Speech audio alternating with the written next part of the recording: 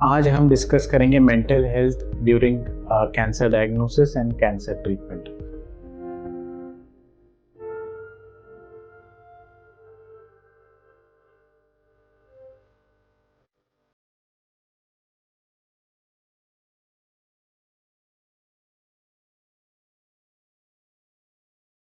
Hello friends, मैं doctor Vivek Sukumar consultant surgical oncologist हूँ, speciality surgical oncology hospital और research centre में। ये बहुत ही इम्पॉर्टेंट रहता है because it is very taxing, या फिर अपनी इमोशनल और साइकोलॉजिकल हेल्थ के लिए ये बहुत ही एक स्ट्रेसदायक एक चीज़ होती है जब अपना कैंसर डायग्नोसिस हो जाता है। So what are the problems we face and how we can deal with it. First होता है anxiety and followed by depression. So anxiety क्यों होता है? एंग्जाइटी होता है बिकॉज अपना डायग्नोसिस जस्ट हुआ होगा या फिर डायग्नोसिस हो रहा होगा टेस्टिंग के हिसाब से, एंड ड्यूरिंग दिस प्रोसेस हमारे या फिर पेशेंट्स के साथ हमने जो देखा है ये होता है कि you will be thinking multiple things. एक अपने डायग्नोसिस के बारे में, खुद के बारे में, second will be about your family, and third will be about further treatment क्या हो सकता है। ऑल नंबर ऑफ इश्यूज आपके जॉब के रिलेटेड रहेगा, आपके ट्रीटमेंट के रिलेटेड रहेगा, फाइनेंसेस के रिगार्डिंग रहेगा।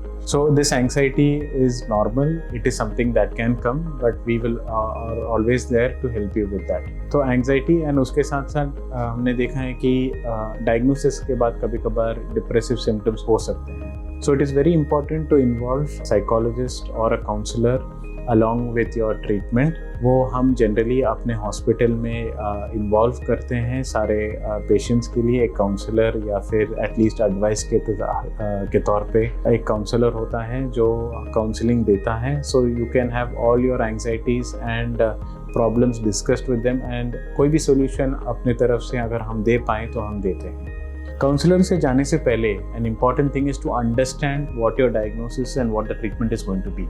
आपकी ट्रीटमेंट जो है, अगर आपका पूरा प्लान लेआउट प्लान नहीं होता देन एंग्जाइटी रहता ही है, बिकॉज वी डोंट नो कि कितना एक्सटेंड तक अपना ट्रीटमेंट चल रहा है, व्हाट इज़ द एक्सपेक्टेशंस। मैं जो पहले करता हूँ, मैं अपना पूरा फ्लो चार्ट में एक ट्रीटमेंट प्लान बना के देता हूँ जिसमें आपको पता चले कि आपका ट्रीटमेंट रेंज क्या है टाइम के हिसाब से, and what are the things we have to do and who all are involved. इसी से मैंने देखा है कि बहुत सारे लोगों का एंग्जाइटी कम होता है बिकॉज दे अंडरस्टैंड कि कितना होराइजन क्या है, टाइम फ्रेम क्या है, एंड क्या क्या ट्रीटमेंट्स लगने वाले हैं। So first you have to clear all your doubts with your consulting physician. उसके बाद जब आपकी बाकी इमोशनल या साइकोलॉजिकल इश्यूज हैं वो काउंसलर से के मिलने के बाद इट विल कम डाउन।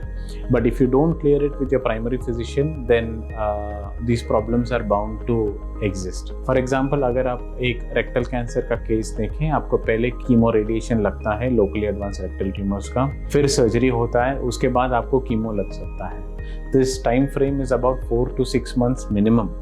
सो ये जब लगता है you have to plan all that कि अगर आप पहले कीमो रेडिएशन के बारे में जान जाए और बाकी का ट्रीटमेंट ना जाने, then it becomes difficult. So always ask for a flow chart, flow pattern and time horizon. Your anxiety gets decreased with that, and also get a counselor involved. Second is what stress that you have to the body changes that you're having, body images. कभी कभार क्या होता है कि अगर it's specially common जब external surgeries हों, जैसे कि हेड एंड नेक की सर्जरीज हैं, you will have to remove part of tongue, या फिर दांत निकल जाते हैं, जॉ लाइन निकल जाता है, रिकंस्ट्रक्शन होता है, बॉडी इमेज के हिसाब से बहुत डिप्रेशन होने के चांसेस हैं। इन विमेन देखा है, this is common after mastectomy, after breast surgery.